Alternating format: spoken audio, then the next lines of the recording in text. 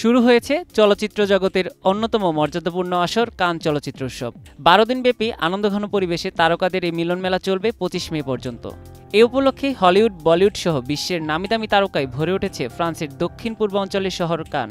প্রথমবারের মতো কান চলচ্চিত্র উৎসবে গিয়েছেন দেশীয় অভিনেত্রী আসনা হাবিব ভাবনা।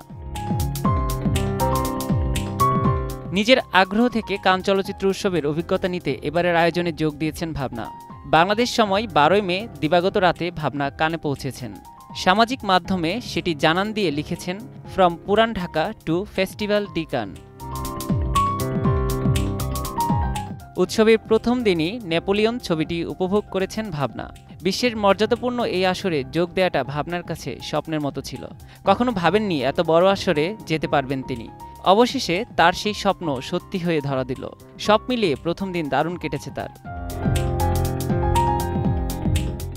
নগদে 500 টাকা বা তার বেশি পেমেন্টে পেতে পারেন ঢাকায় জমিসহ 20 কোটি টাকার পুরস্কার। কান উৎসবে যোগ দিতে যাওয়ার পর থেকেই একের পর এক ছবি সামাজিক মাধ্যমে পোস্ট করছেন ভাবনা। সেই ধারাবাহিকতায় বুধবার নিজের ভেরিফাইড ফেসবুক আইডিতে বেশ কিছু ছবি পোস্ট করেন তিনি, যেখানে নজরকাড়া পোশাক ও চোখ ধাঁধানো অভিনব লুকে হাজির হতে দেখা যায় তাকে। অভিনেত্রীর পুরো সাজে রয়েছে স্নিগ্ধ আমেজ। মা বাবা ও একমাত্র ছোট বোনের সঙ্গে রাজধানীর ধানমন্ডিতে থাকলেও ভাবনার শৈশব কেটেছে পুরান ঢাকায়। পড়াশোনার পাশাপাশি ছোটবেলায় মা বাবা তাকে ভর্তি করিয়ে দেন নাচের স্কুলে। নাচের শিল্পী হিসেবে ভাবনার রয়েছে জাতীয় পুরস্কারও। মায়ের ইচ্ছা ছিল মেয়ে গানেও পরিচিতি পাক, কিন্তু অভিনয়ে নিজের কারিশমা দেখান ভাবনা।